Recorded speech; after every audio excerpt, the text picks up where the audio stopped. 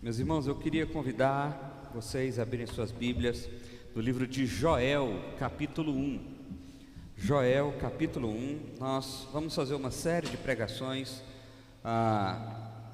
nesse culto vespertino, noturno, não sei como é que eu chamo ele. Eu não sei se a gente começou de tarde, mas termina à noite, eu não sei como é que funciona isso. Mas esse culto aí, de vespertino para noturno, nós, todo o primeiro domingo do mês, por enquanto, nós vamos ter esse culto vespertino, né? Começando aí às 6:30 da tarde. E nesse culto nós vamos ter essa série de pregações no livro de Joel. Os irmãos já estão começando a acostumar. É costume meu a gente sempre poder pregar de forma em série, ou seja, a gente pega um livro da Bíblia ou uma parte de um livro, expõe esse livro de maneira sequenciada, capítulo 1, 2, 3, 4, até o fim então daquele livro em questão. Nesse caso nós vamos para o livro de Joel. Joel é um livro curtinho, está aí no Antigo Testamento. Eu quero convidar os irmãos então para abrir suas Bíblias. Nós vamos ler do verso 1 até o verso... Espera aí que minha Bíblia aqui saiu do Joel. Do verso 1 até o verso 10. Do verso 1 até o verso 10. Diz assim a palavra do Senhor. Palavra do Senhor que foi dirigida a Joel, filho de Petuel. Prestem atenção, velhos, e escutem todos os moradores da terra. Aconteceu algo assim no tempo de vocês ou nos dias dos seus pais? Contem isso aos filhos de vocês, que eles o contem aos filhos deles, e que estes falem sobre isso à geração seguinte. O gafanhoto cortador deixou, o gafanhoto migrador comeu, que o que migrador deixou, o gafanhoto devorador comeu, e o que o devorador deixou, o gafanhoto destruidor comeu. Acordem, beberrões, e chorem. Lamentem todos vocês que gostam de vinho, por causa do vinho novo, pois foi tirado da boca de vocês.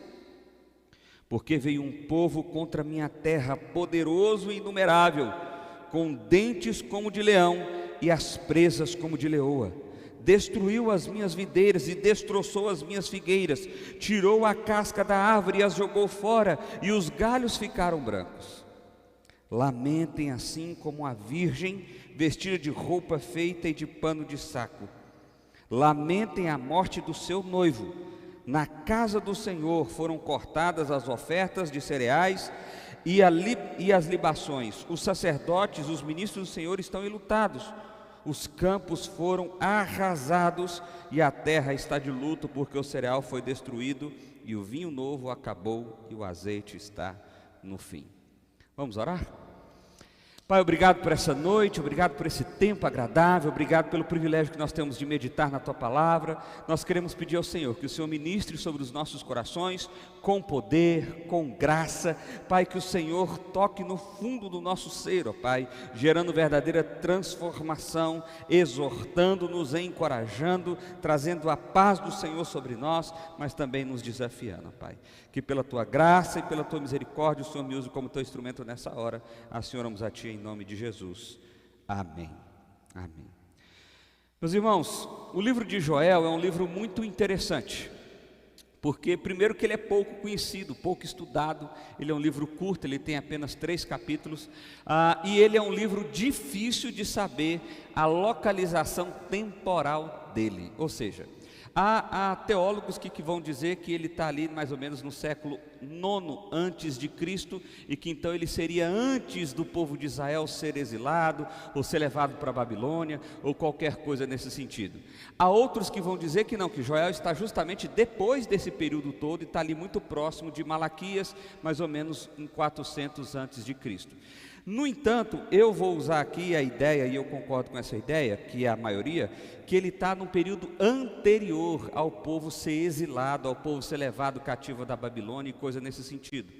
A ideia aqui do texto, e isso fica claro para nós quando a gente lê todo o texto, é que o povo de Israel aparentemente vinha numa vida muito boa e muito tranquila, e Deus trouxe uma grande desgraça sobre esse povo. trazendo muita dor e sofrimento. E esse livro aqui serve para aplicar uma realidade daquele momento da história, do momento futuro muito próximo e do momento futuro que vai além dos dias que nós estamos hoje. Por isso o livro de Joel, ele usa todo aquele cenário para mostrar, olha, o que está acontecendo, o que vai acontecer, é o que vai acontecer no último e grande e terrível dia do Senhor. E esse é o grande tema desse livro. Por 5 vezes o profeta fala a respeito do último dia. E por isso essa série de pregações chama o último dia, ou os últimos dias. Então, vamos lá, vamos para o texto, vamos ver o que ele fala conosco, vamos ver como que a gente pode aprender e crescer aqui nessa noite. Em primeiro lugar, olha só, o texto começa dizendo o seguinte: prestem atenção, velhos, e escutem todos os moradores da terra. Olha, o que eu vou falar para vocês é muito importante, então fiquem de ouvidos atentos, tantos os mais velhos, tantos aqueles que são mais anciões, tantos os líderes da cidade, como os mais novos, como os mais jovens, porque a mensagem ela é urgente, a mensagem ela é necessária. E ele diz assim: olha, aconteceu algo assim no tempo de vocês e no dia dos seus pais? Vocês estão percebendo o que está acontecendo com a gente? Vocês estão percebendo o que está acontecendo no mundo? Conte isso aos filhos de vocês e que eles contem aos filhos deles e que estes falem sobre isso em gerações seguintes. Ou seja, essa é uma mensagem que não pode ficar só na realidade do tempo em que nós estamos. Ela precisa ser lembrada e recontada para as gerações que estão vindo por diante, porque eles precisam lembrar dessa história. E é por isso que nós estamos aqui meditando justamente nessa história, para a gente não se esquecer dela. E qual é a história? O que o gafanhoto cortador deixou, o gafanhoto migrador comeu. O que o migrador deixou, o devorador comeu. O que o devorador deixou, o gafanhoto destruidor comeu. O que é isso? Eu sei que você já pensou, essas que são as categorias de demônios que tem por aí, né? Não tem nada a ver com isso. Normalmente é muito mais simples do que parece. Deixa eu te explicar o que é isso, olha só. O que o gafanhoto, sabe do que ele está falando? De gafanhoto. É só isso que ele está falando. Ele está falando de gafanhoto. Se ele quisesse falar de demônio, ele falaria demônio. A Bíblia não tem problema em falar de demônio. É gafanhoto, tão somente gafanhoto. Aqui, agora a discussão é: que tipo de gafanhoto é esse? Alguns vão dizer o seguinte, que eram 4 tipos de gafanhoto e que houve então como que uma praga. Um primeiro tipo de gafanhoto vem, destruiu, o que ficou o segundo veio e destruiu, o que ficou o terceiro veio e destruiu, e o por último veio e destruiu. Outros vão dizer que não, na verdade era uma praga de gafanhoto, mas esses gafanhotos eram ali pequenininhos e eles foram crescendo, e à medida que eles cresceram muito, eles destruíram tudo, toda a plantação ou toda a vida que tinha ali de agricultura, isso. Toda a agricultura que havia naquele lugar. Não interessa muito se foi 4 tipos de gafanhoto ou se foi uma praga que foi sendo conduzida ao longo de algum tempo. O fato é que Deus enviou uma praga de gafanhotos naquele tempo, naquele momento da história, sobre o povo de Israel.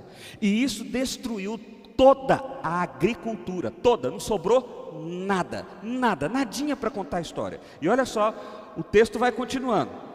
Verso 5: acordem. Então, em primeiro lugar ele disse, ouçam. Em segundo lugar ele está dizendo, acordem. Quem que é para acordar? Acordem, beberrões, e chorem. Parece que Deus está sendo até um pouco sarcástico aqui, né? Mas o que ele está dizendo é o seguinte: havia pessoas que mesmo vendo aquela destruição completa, total e absoluta, pouco importava com aquilo. Eu só queria saber o seguinte: o que me interessa tem. Nesse caso específico aqui, ele está falando do vinho. Ele está falando de pessoas que se alegravam com o vinho. Então, enquanto tem vinho, eu quero é que o mundo se exploda. Enquanto tem vinho, eu quero é que a coisa vá para tudo, que não me interessa. O que me interessa é ter o que eu quero. E aí, meu irmão, nós precisamos começar a ter a nossa atenção para aquilo que o profeta Joel está querendo nos dizer. Porque o que o profeta Joel está querendo nos dizer é o seguinte: olha, essa é uma realidade. A nossa coruja apareceu por ali? Ah, ela está ali, olha, ela ficou sumida uns dias. Ela entrou por aqui agora? Foi? Ela tinha uma semana que estava do lado de fora. Bom, vamos lá. Essa coruja é linda, vocês viram como ela é bonita? Ela é muito bonita. E ela não atacou a gente nem um dia, isso é bom, né? A gente está vendo se no dia 21 a gente recebe ela como membro aqui na igreja. Estamos analisando ainda. Bom, então vamos lá. O que o texto está dizendo aqui? O texto está dizendo o seguinte: olha, essa é uma mensagem importante, porque o que está acontecendo aqui não tem a ver só conosco, mas tem a ver com as gerações seguintes. E por que tem a ver com as gerações seguintes? Deus está impondo dor e sofrimento ao destruir toda a agricultura que nós podemos. No entanto, há pessoas que ainda não prestaram atenção ou não se importaram com o que estava acontecendo. Assim como há pessoas nos dias de hoje que vivem o mundo como se o mundo não estivesse caminhando para um fim, como se a gente não estivesse descendo a ladeira, como se as coisas não estivessem piorando. Nós estamos entorpecidos por aquilo que nos dá alegria, por aquilo que nos interessa. Então, pouco importa se as coisas estão más, ou se as coisas estão ruins, ou se as coisas estão boas. O que importa é, o que é bom para mim está aqui, então pronto, resolvido o problema. O que é bom para mim está aqui. Eu disse que ela nunca atacou, vai que ela resolve hoje, hein? O que é bom para mim está aqui, então está tudo certo. Olha só, meu irmão, nós estamos falando de um período aqui de mais ou menos 3.000 anos atrás. Sabe o que tinha em comum com aquele povo que tem em comum conosco hoje? Egoísmo.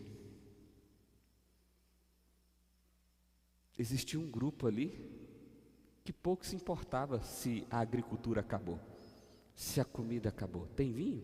Então está tudo certo para mim. Assim é assim nos dias de hoje. Pouco importa se meu irmão está sofrendo. Pouco importa se aquela família que eu amo está com dor. Pouco importa se pessoas estão passando fome. Nós nos tornamos insensíveis a essa realidade. O que importa é, está bom para mim?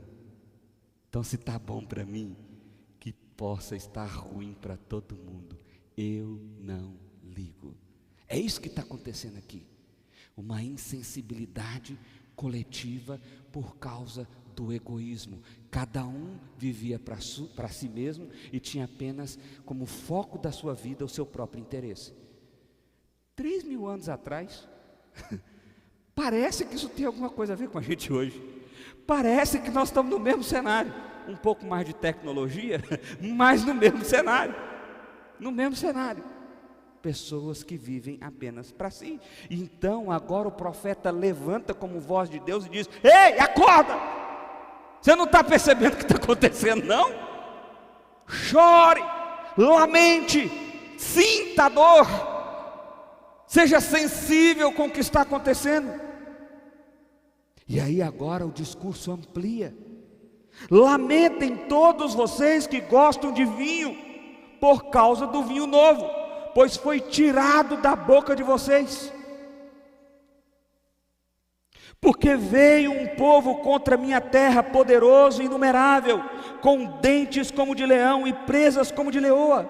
Destruiu a minha videira e destroçou a minha figueira, tirou as cascas da árvore e jogou fora, e os galhos ficaram brancos. Veja bem, o que ele agora está narrando aqui é uma predição do que vai acontecer alguns poucos anos depois, quando Israel vai ser invadido pelo Império Babilônico.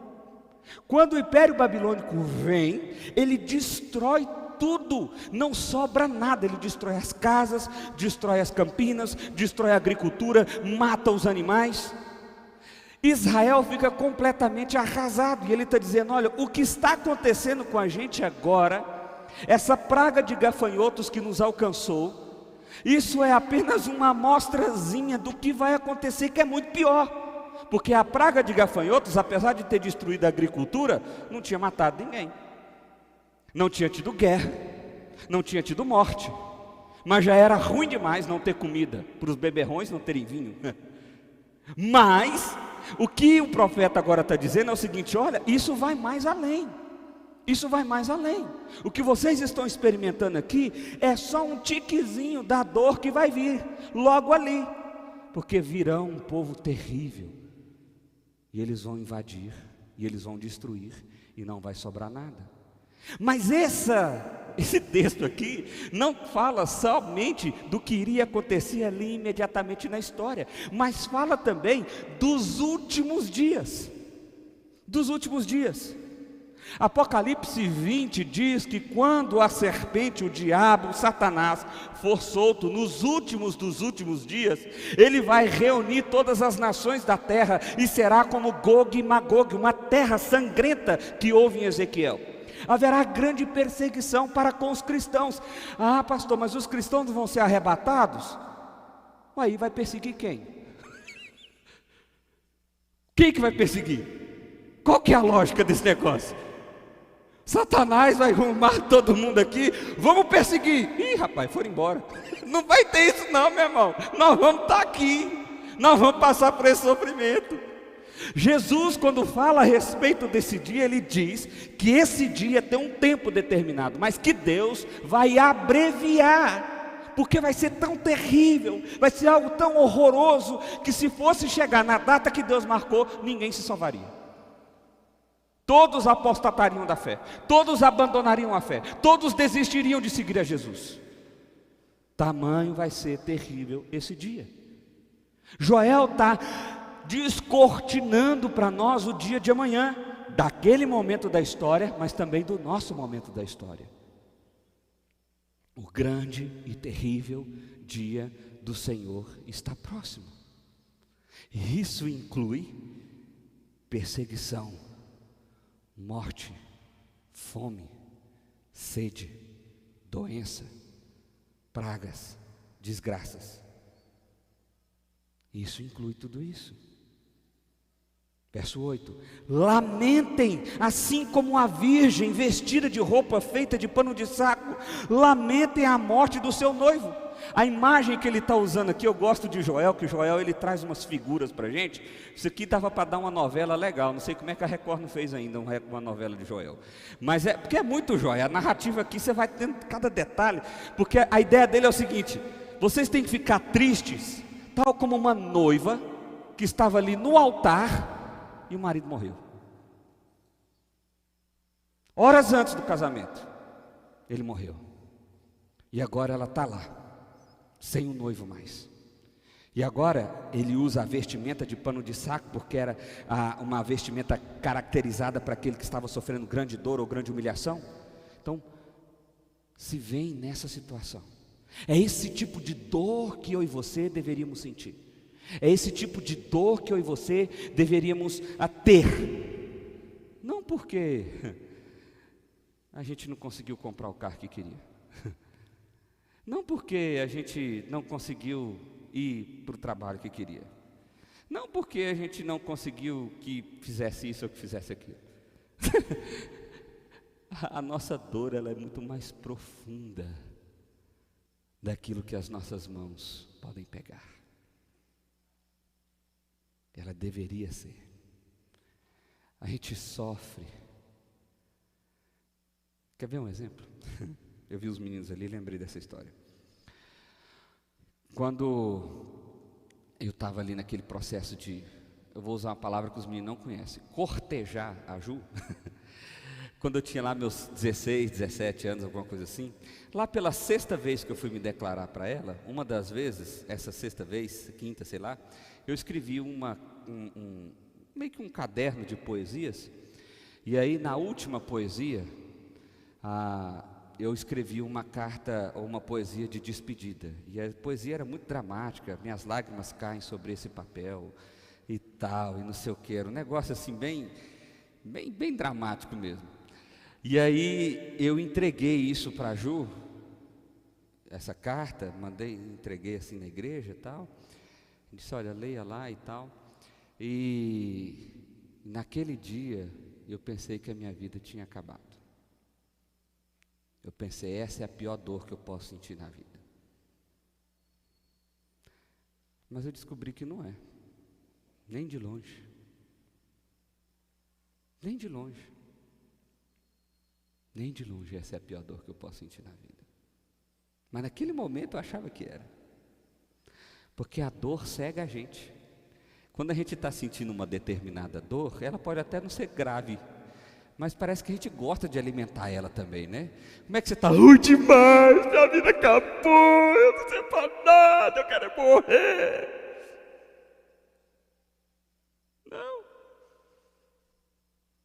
Não é bem assim, meu irmão.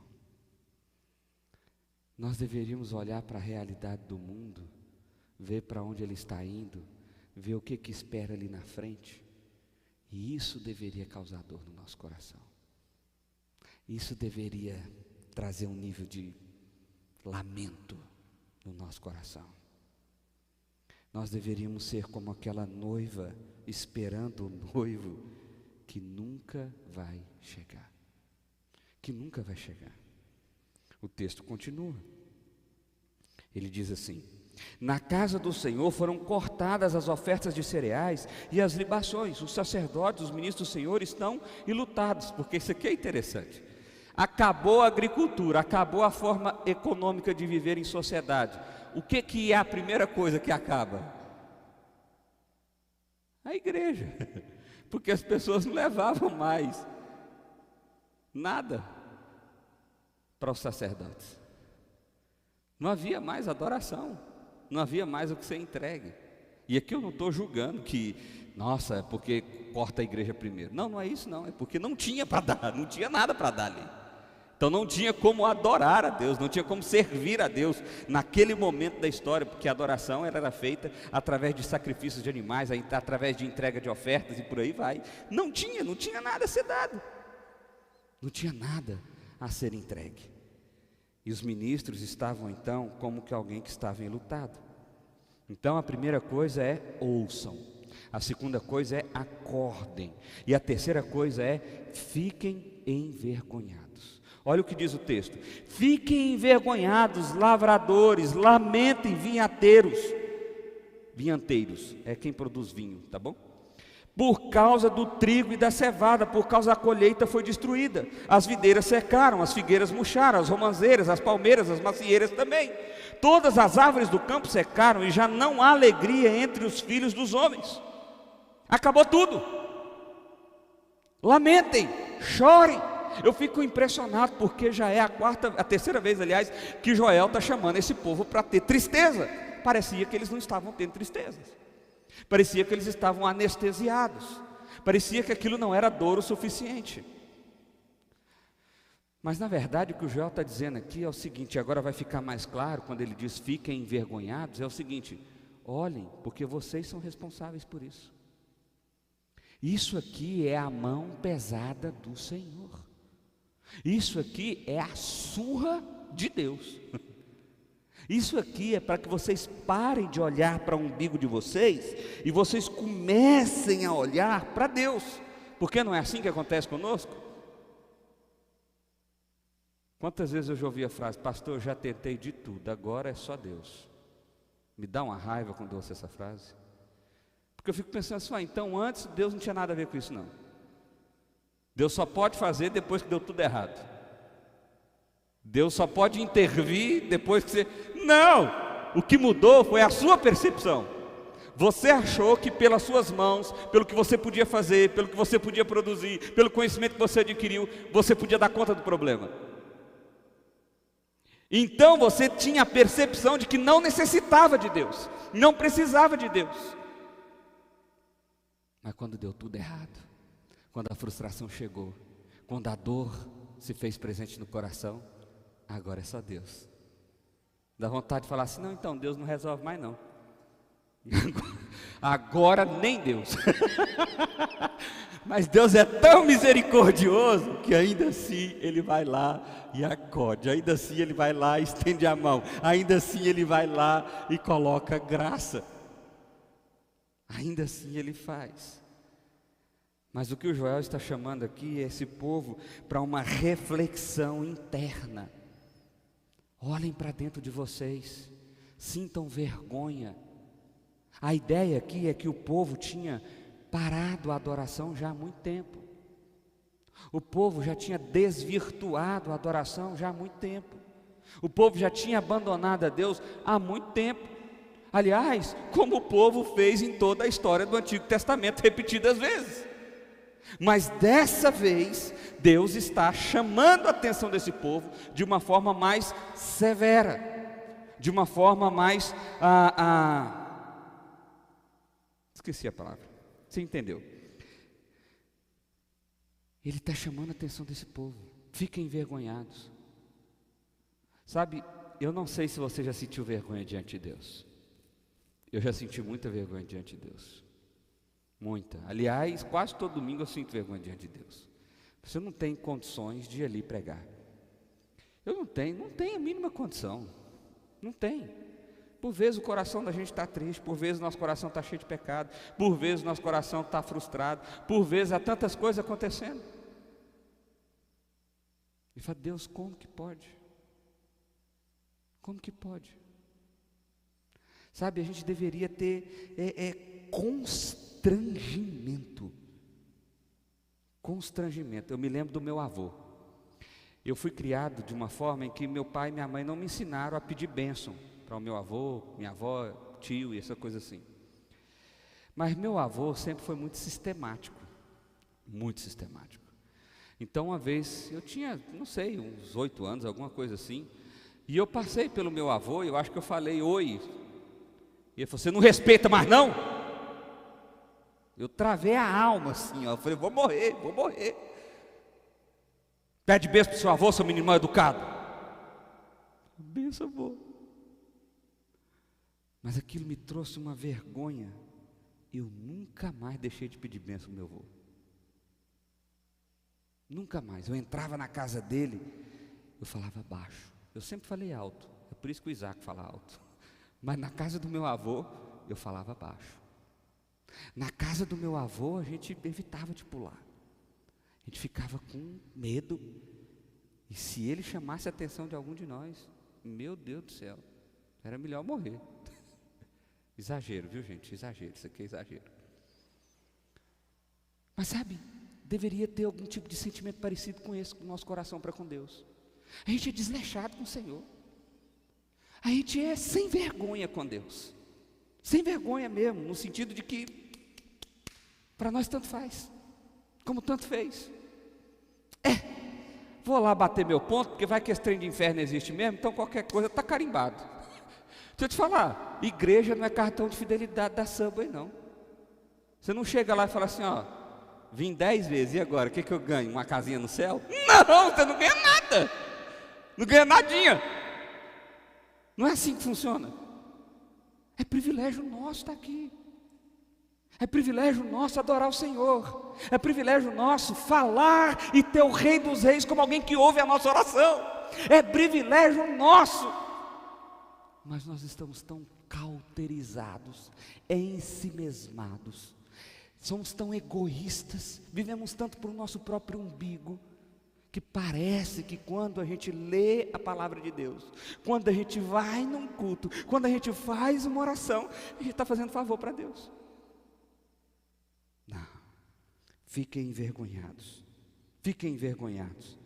porque a dor chegou, o sofrimento chegou, e agora vocês precisam parar. Há uma frase atribuída a C.S. Lewis que diz que o sofrimento é o megafone de Deus. É a maneira de Deus chamar a nossa atenção. Bom, não tem mais nada, agora é só Deus. Então agora a gente olha para Deus, porque é o que restou.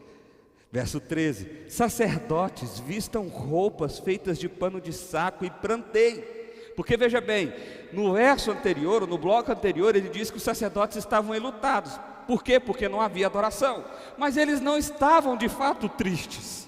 Eles não estavam de fato envergonhados do seu pecado, porque eles faziam parte do pecado daquele povo. Eles faziam parte da má adoração, da adoração distorcida, do desleixo que aquele povo tinha com Deus. E Deus está chamando a atenção de todo o povo, mas Ele também está chamando da liderança, se fosse nos dias de hoje, da liderança da igreja. Vistam-se pano de saco, prantem, noite vestido de pano de saco, porque no templo de Deus não há mais oferta de cereais e libações.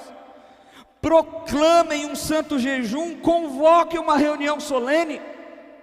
Olha, é tempo de todo mundo parar, é tempo da gente parar e começar a clamar ao Senhor, e começar a pedir o perdão do Senhor, e começar a perceber o tamanho do nosso pecado, o tamanho da nossa necessidade de Deus. Meu irmão, deixa eu te falar um negócio. Isso aqui, ó, isso aqui não é um copinho não. Isso aqui é o sangue de Cristo, entregue em nosso favor. Isso aqui não é uma simples cerimônia.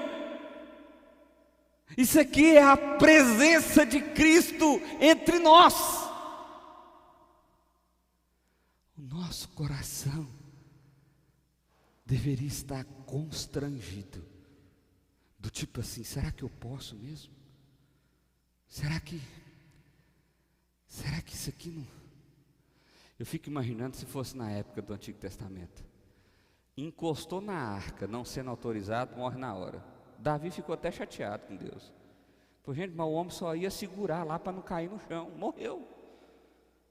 Não era autorizado. Não era autorizado. Já pensou?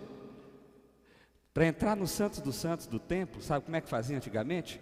O sumo sacerdote entrava com uma espécie, sabe aquelas vacas que tem aqui a sininha assim? Entrava com aquilo lá e uma corda amarrada aqui na cintura. E aí o caboclo ia. Entrou no Santo dos Santos, na presença da arca, dava um puxãozinho. Se tiver parado, já era, pode puxar. Porque entrou no Santo dos Santos em pecado, morria na hora. Não fez mais barulho? Pode puxar. Outro sumo sacerdote aí, gente, esse aqui já foi. Você já pensou? E deixa eu te falar, é o mesmo Deus. Mudou não. Não é outro tipo de Deus não. Não, é porque o Deus do Novo Testamento agora é só graça e amor. Graça e amor? Quando o último dia chegar, muitos vão duvidar, porque acreditarão que Deus jamais permitiria um sofrimento tão terrível quanto esse, apesar disso estar sendo predito há mais de 3.000 anos, apesar disso estar sendo falado e falado há mais de 3.000 anos.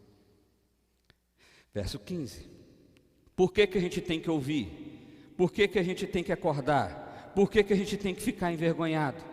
Porque o dia do Senhor está próximo. Olha aí o que diz o verso 15. Ah, que dia! Porque o dia do Senhor está perto e Ele vem como destruição da parte do Todo-Poderoso. Não é o Império Babilônico que vai destruir Israel, é a mão do Senhor que vai conduzir a essa destruição. Não foram os gafanhotos que por acaso encontraram a agricultura israelense e destruiu tudo. Foi a mão do Senhor que destruiu tudo.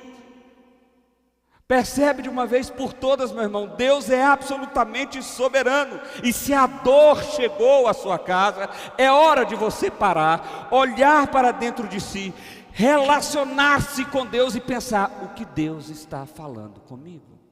E com isso eu não estou dizendo que toda dor é punição do Senhor. Não me interprete dessa forma.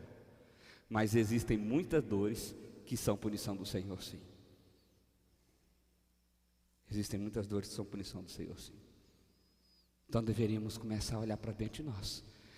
Será que eu estou tomando uma surra de Deus? Será que eu estou apanhando dele? E normalmente quando a gente está apanhando, a gente sabe por quê. Normalmente quando é surra, a gente sabe que é surra. A gente não tem muita dúvida desse negócio não. A gente fala assim: eita, foi isso. Deus está dando uma lapada, está doendo, viu? Mas é surra dele mesmo. É surra dele mesmo. Por acaso o alimento não foi destruído diante dos nossos olhos, e o templo do nosso Deus não desapareceram a alegria e o regozijo? A ti, Senhor, eu clamo, porque o fogo devorou as pastagens, as chamas consumiram todas as árvores do campo, também todos os animais selvagens suspiram por ti, porque os rios secaram e o fogo devorou a pastagem. Joel está clamando diante daquele povo e por aquele povo. Joel está dizendo: Senhor, eu clamo ao Senhor, tem misericórdia. Tem misericórdia, Pai, porque tá demais, até os animais estão clamando por Ti.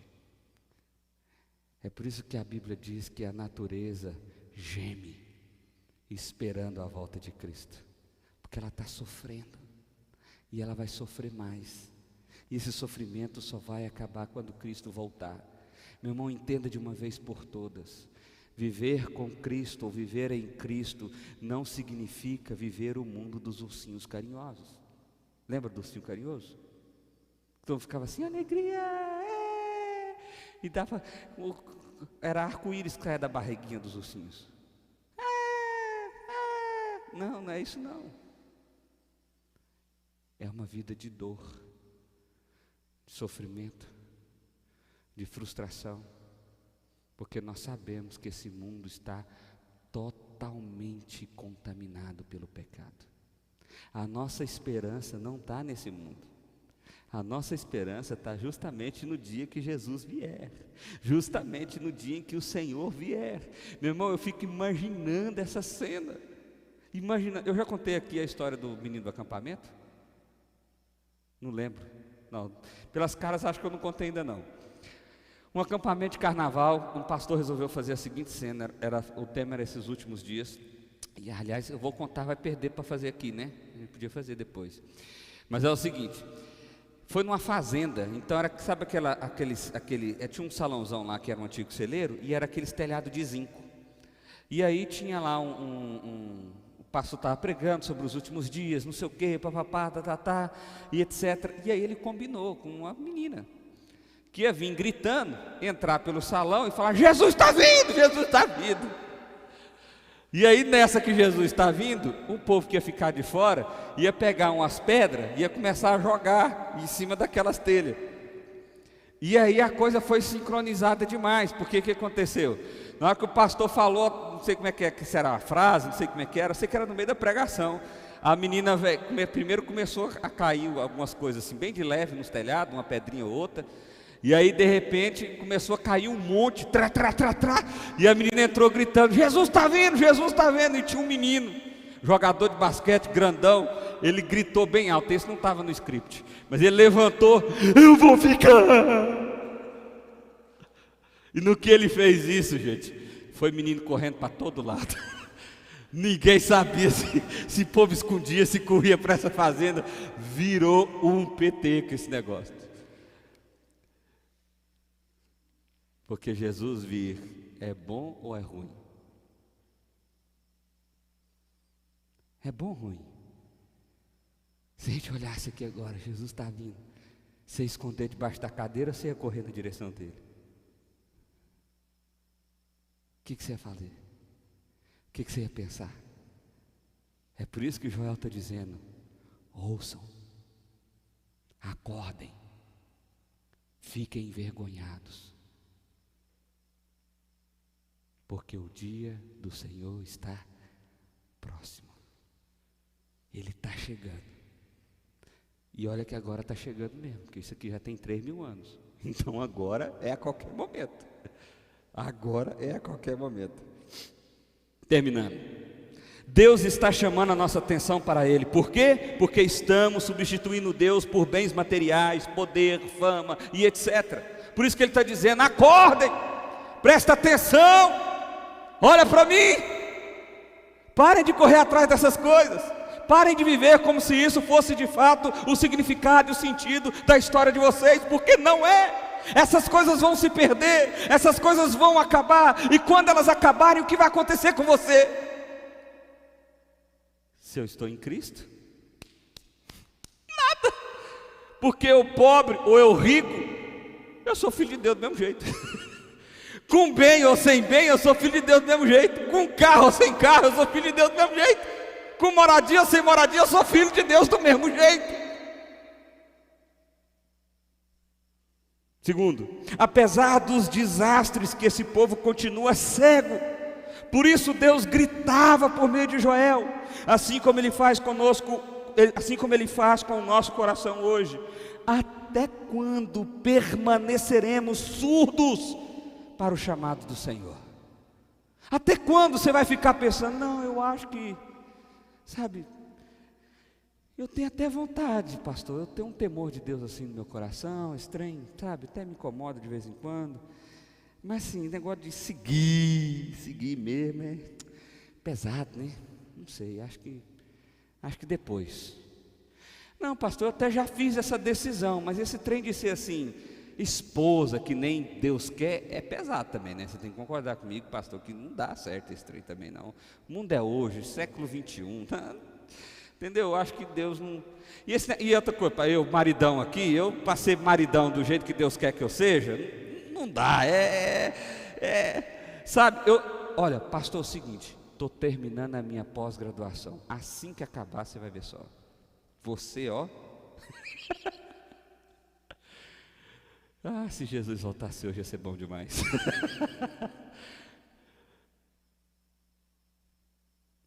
Ouçam, acordem, fiquem envergonhados, porque o dia do Senhor está próximo, está chegando, a qualquer momento.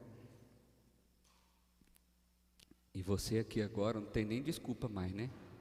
Você fala assim, não, é que eu não sabia, já era, veio no culto hoje, dançou. Você não tem mais essa desculpa. Não, é porque já era, amigão, agora perdeu mesmo, não tem mais desculpa. Não ia ter de todo jeito, mas agora ficou mais forte isso. Bens materiais, fama, poder, nada disso tem valor real, pois todas essas coisas são passageiras. Por que então por que então nos ferimos por essas coisas? Por que então a gente se mata? Gente, há casais que devem dinheiro um para o outro. Devem dinheiro um para o outro. E se não pagar, é perigoso pôr no Serasa.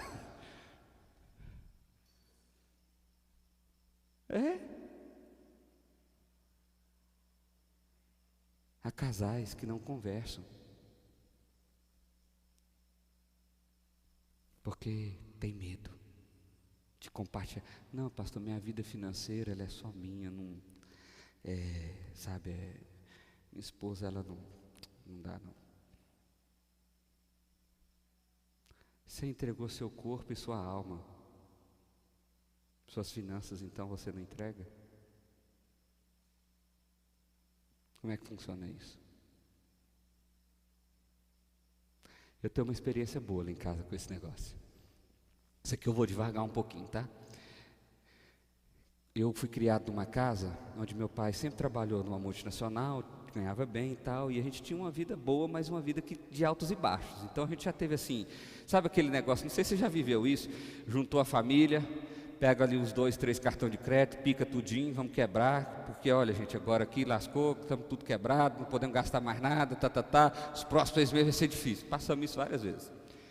Mas nunca teve juízo, então recuperou um pouquinho, tem limite no cartão, bora viajar, bora isso, bora aquilo e tal. Minha esposa não, minha esposa vem de uma casa onde meu sogro e minha sogra já casaram concursados, com casa, com carro, e isso há 40 anos atrás, o que era... Então quando a gente casou, eu falei para a Ju assim, falei, meu bem, deixa eu te falar, eu não sei mexer com dinheiro, e eu sou o seguinte, você me der um cartão na minha mão, eu gasto mesmo. Então, vamos fazer o seguinte, eu recebo meu salário, a gente coloca na sua conta e você administra isso aí para nós, tudo bem? Aí ela falou, graças a Deus. Senão a gente já está quebrado no primeiro ano de casamento. Meu irmão, você vê que maravilha. A gente teve que construir juntos. Porque por outro lado, o seu era gastador, com a Ju era como? Não, vou comprar essa camiseta aí não, você está doido? Ó, dá tchau assim. E a gente achou um equilíbrio, foi conversando. Porque a gente não deve se matar por essas coisas. A gente não deve se ferir por essas coisas. Isso não é o que significa, isso não é a nossa identidade, ela não está nesses negócios. Quinto, o dia do Senhor está próximo. Como vai ser? Vai se arrepender dos seus pecados ou vai esperar ficar tarde demais para isso? Como é que vai ser aí? O Jesus está voltando, o dia do Senhor está próximo. E aí? Não, pastor, eu vou esperar mais um pouquinho. Beleza, espera mesmo. Eu fico imaginando até o capeta aqui, ó, rindo assim.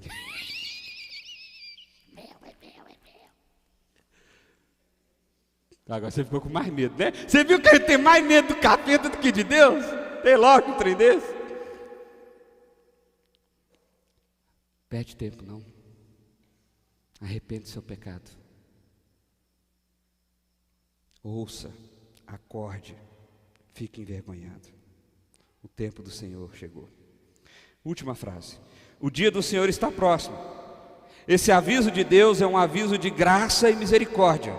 Deus está te chamando para Ele, para que você não se perca em seu próprio coração. O dia do Senhor está próximo.